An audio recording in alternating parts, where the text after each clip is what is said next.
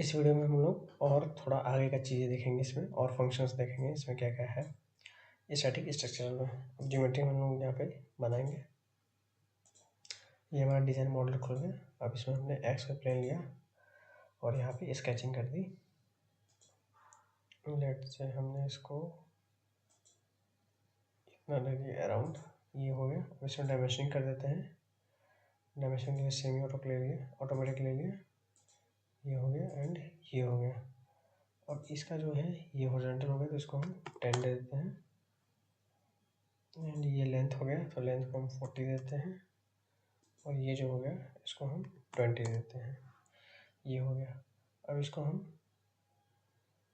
भी दे सकते हैं तो ये हमारा जो हो जाएगा बेसिकली ये 40 है तो ये 20 हम लोग इसे कर दिए। अब इसको हम जनरेट करेंगे एंड एक्सट्रूड करेंगे, इसको अप्लाई करेंगे एंड इसको हमने लेट से 2.5 ले लिया, ये हो गया। अब इसको जनरेट करेंगे। अब इसी पे हम लोग क्या करेंगे कि एक नया बनाएंगे स्केच, दूसरा स्केच।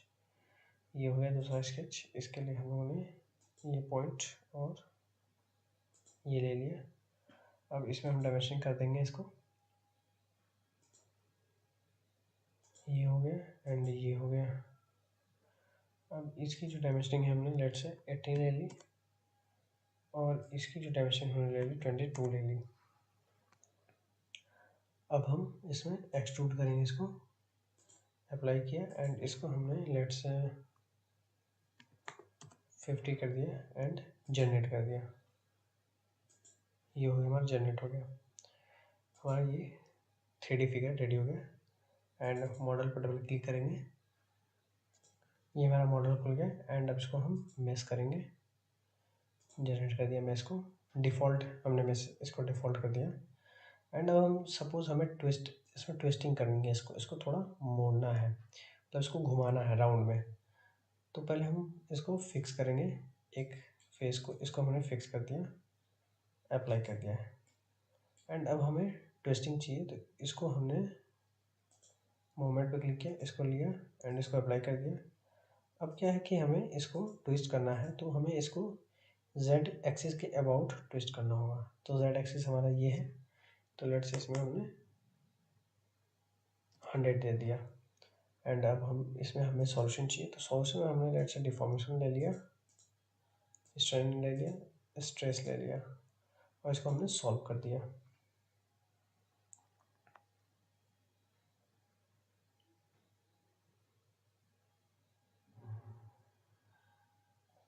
ये हमारा हो गया। ये काफ़ी ज़्यादा दिखा रहा है, इतना ज़्यादा ट्विस्टिंग नहीं होता, इतना ज़्यादा ट्विस्टिंग यानी कि फेल हो गया हमारा मटेरियल, एक तरह से समझ सकते हैं। पर फिलहाल के लिए हम समझ सकते हैं कुछ ऐसा एंड इसकी टाइमिंग बढ़ा देते हैं हम लोग, 10 सेकंड कर देते हैं। इसको फ्रेम रेट भी बढ़ा सकते हैं हम लोग यहाँ से और स्मूथ दिखेगा बेसिकली। और इसको हम आगे से देख सकते हैं, ये देखिए इतना ज़्यादा ट्विस्ट कभी हो, अगर मटेरियल कभी हो गया यानी कि वो फेल हो गया, लेकिन हम एक एनालिसिस कर रहे हैं तो ये देख सकते हैं अभी। तो ये हम ट्विस्टिंग देख रहे हैं, इसमें मैक्सिमम हो गया, ये स्ट्रेस मैक्सिमम दिखा रहा है एंड ये हो गया हमारा इलास्टिक स्ट्रेन दिखा रहा है, ये टोटल डिफॉर्मेशन दिखा रहा है एंड ये हमारा स्टेप्स दिखा रहा है कि हमने स्टेप्स क्या क्या लिए हैं। ये सारे स्टेप्स इटरेशंस हैं जिसने सॉल्व किए हैं बैकग्राउंड में। तो इतने सारे इसने इटरेशंस लिए हैं तब जाकर ये सॉल्व किया है। और यहाँ पर हम ये सब बाकी और भी फंक्शंस हैं, एक्स्ट्रा फंक्शंस हैं जो हम लोग देख सकते हैं इसमें एंड ये हो गया हमारा। अब इसमें जैसे हमने मैक्सिमम और मिनिमम भी देख लिया कि हमारा मैक्सिमम और मिनिमम कहाँ आ रहा है। तो ये मैक्सिमम हमारा डिफॉर्मेशन है और ये मिनिमम हमारा डिफॉर्मेशन है। अब ये प्रोब है एक, ये भी है। तो ये प्रोब क्या करता है कि बताता है कि हम जहाँ भी इसको माउस ले जाएंगे उस पॉइंट पे, उस लोकेशन पे, उस कोऑर्डिनेट पे ये बताएगा कि उस जो डिफॉर्मेशन है या स्ट्रेस है या उसकी वैल्यू क्या है। जैसे यहाँ पे है तो इसकी वैल्यू कितनी है, 8.6 समथिंग है, 10 के पावर में माइनस में है। एंड यहाँ पे जैसे स्ट्रेस हो गया तो सबसे ज़्यादा स्ट्रेस, जैसे अब ये प्रॉब है तो यहाँ पे है तो सबसे ज़्यादा 2.5177 है। तो जैसे मैक्सिमम हमारे यहाँ ऑलरेडी शो है कि 2.51 है तो यहाँ पे भी 251 है और मिनिमम ये हमारा है यहाँ पे, तो मिनिमम हमारा ये हो गया।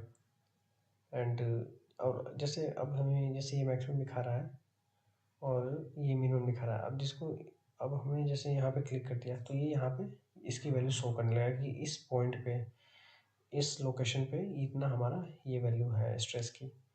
और डिफॉर्मेशन क्लिक किया तो डिफॉर्मेशन की दिखने लगेगा यहाँ से कर लिया, यहाँ पे क्लिक, जितना क्लिक करेंगे जहाँ क्लिक करेंगे ये दिखाने लगेगा कि ये हमारा हो गया। एंड जो ये हमारा सॉल्यूशन है इसमें हम ये इटरेशन वगैरह तो है ही, इसमें स्टैटिक्स वगैरह देख सकते हैं कि ये क्या चीज़ें हैं। और इसमें हम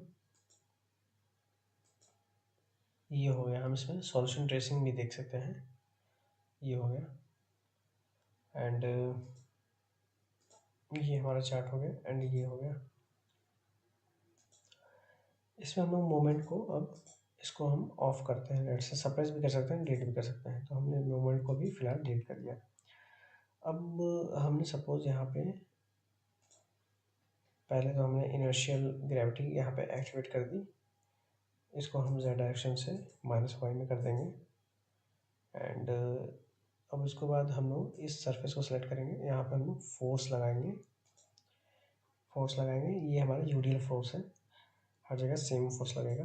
एंड इसको हमने कंपोनेंट में कर दिया, इसको y में कर दिया माइनस, हमने लेट से हमने इसको 200 कर दिया एंड इसको सॉल्व किया।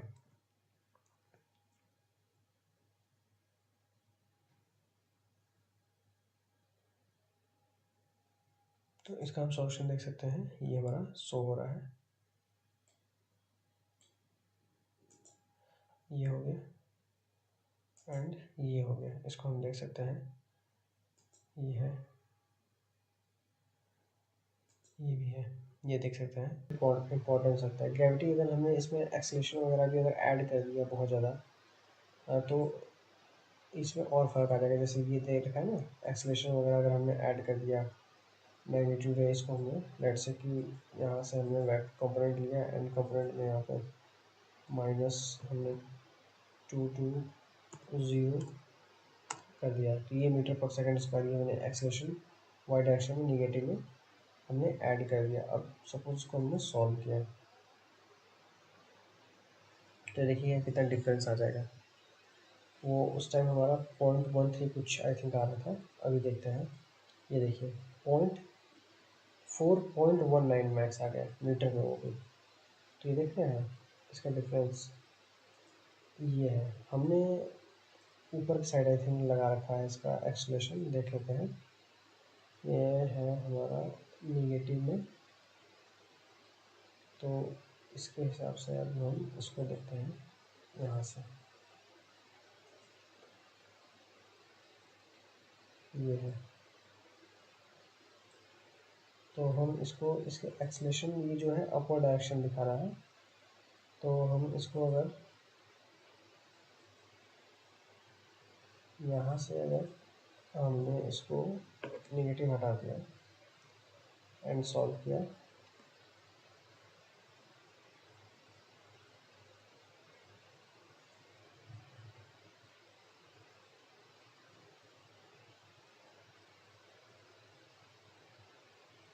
ये देखिए ये हमारा शो होने लगा। नेगेटिव यानी कि हमारा इसके ऑपोजिट में दिखाने लगा था कि हम रिटार्ड कर रहे हैं। नेगेटिव यानी कि हमारा रिटार्ड हो गया। तो रिटार्डेशन का मतलब होगा कि हम इसको नीचे जाने की जगह ऊपर भेज रहे हैं। अब ये पॉजिटिव लगा दिया हमने, यानी कि ये इसके रिस्पेक्ट में अब हम रिटार्ड नहीं, इसको एक्सेलरेट कर रहे हैं, वो डी एक्सेलरेट कर रहे थे एक तरह से, इसलिए वो हमारा ऊपर शो होने लगा था। तो ये देखिए, इसको हम देख सकते हैं। तो यहाँ से 4.4 हो गया, यानी कि हमारा जो एक्सेलरेशन वगैरह होता है, यहाँ से हम लोग कंट्रोल कर सकते हैं और ऐड भी कर सकते हैं। यहाँ रोटेशनल वेलोसिटी भी एक्स्ट्रा दे सकते हैं, रोटेशनल एक्सेलरेशन भी दे सकते हैं।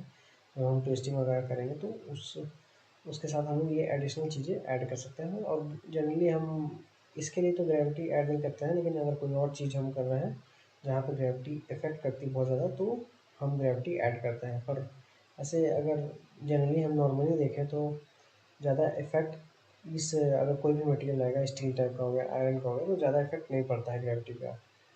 तो इसलिए हम जनरली अगर इसमें हम ग्रेविटी इफेक्ट ना भी लगाएं तो भी कोई दिक्कत नहीं होगा, लेकिन अगर एक्सलेशन वगैरह भी इफेक्ट आ रहा है तो हम लगाकर इसमें देख सकते हैं कि कितना चेंज आ रहा है। तो इस वीडियो में हम लोग इतना ही, अगली वीडियो में हम और कुछ सीखेंगे। Thank you guys.